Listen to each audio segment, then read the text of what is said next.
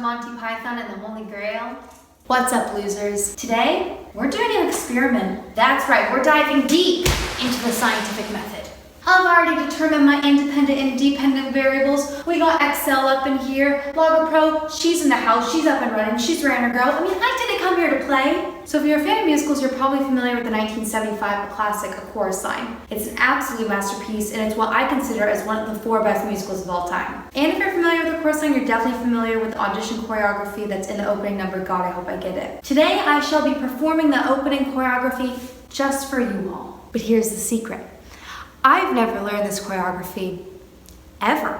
I'm gonna stay on my knees. This probably is better frame anyway. Now, I've seen this audition choreography more times than I can count. I've seen the opening number, God, I Hope I Get It, too many times on YouTube. I've seen every little step multiple times and they just do it on repeat there. I've seen A Chorus Line twice locally and they use the original choreography. Can we get an F in the chat for my knees? I think my knees are about to break. So I've seen this choreography done countless times, and so I feel like I know it. Like I know the arm, and then you do a passe, and then there's another jump, and then there's a kick, and then you do the turn and the thing, and like I know it, but only from a viewer's perspective. Our theory for today is if you've watched a piece of choreography an infinite amount of times, can you recreate it? And we must make a hypothesis.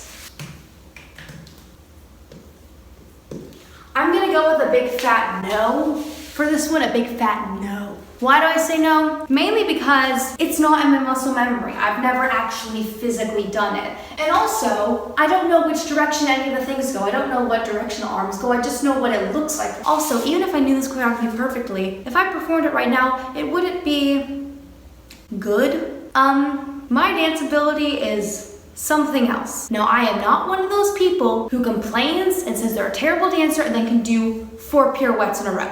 I'm not one of those people. I just like to be fair with myself sometimes, because sometimes we need to be like, yes, that sucked. So I think I've come up with the perfect term for me. I am objectively average. Objectively average. I like that term. I think that's a great term. I think we should all use that term. Describes mediocrity perfectly.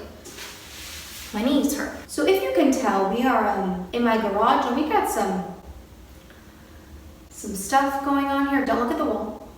Don't look at the turf. Stop looking at the turf. Stop looking at the turf. Stop looking at the turf. We don't talk about the turf. We are not going to talk about the turf. But it is a bit of an issue because I wonder, have you ever tried to dance on a turf?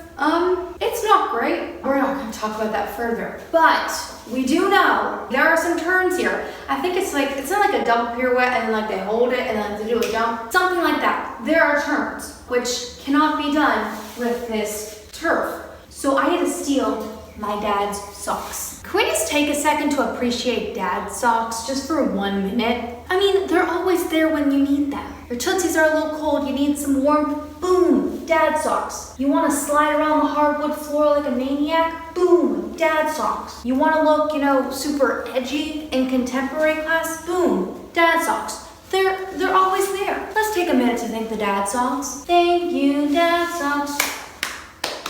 Thank you, dad socks. Let's see if I can actually turn to these. Let's go for a single pirouette, shall we? We must do our preps. We're doing a jazz one here, a jazz pirouette. We go out and we go back and we hold our core and I can do that. This is gonna go really poorly. This is gonna be really embarrassing, especially because I really like this choreography. I think it's super cool. I feel like most fans of A Chorus Line will, eventually after they've watched this dance for the umpteenth time, take the initiative to sit down with a tutorial and actually, learn it. I, for some reason, am not one of those people. Yes, we're also gonna ignore that. Just ignore it. Doesn't exist. This is the dance space. Doesn't exist. Okay, we are doing the 1975 version.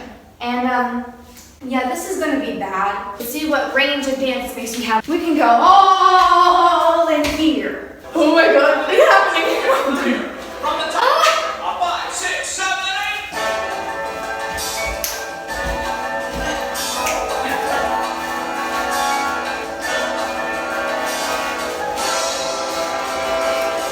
8.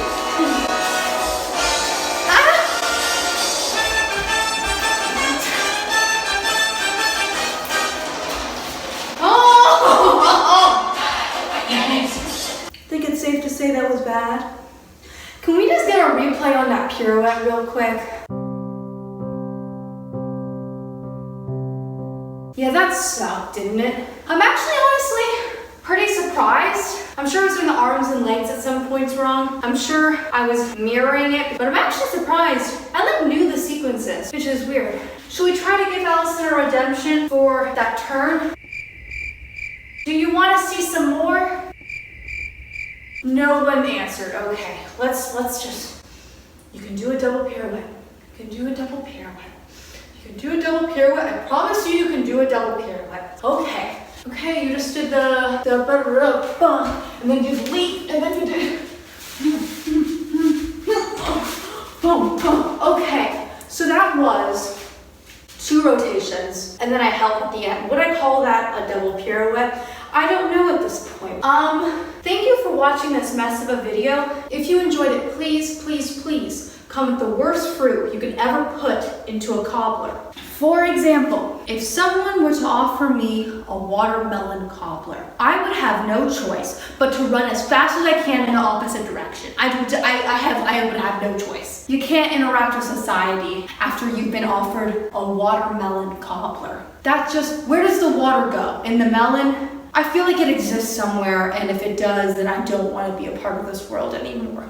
So if you have any terrible fruit cobbler combinations, please let me know of them, and we can all join together and think about the worst types of cobbler. Okay, bye losers.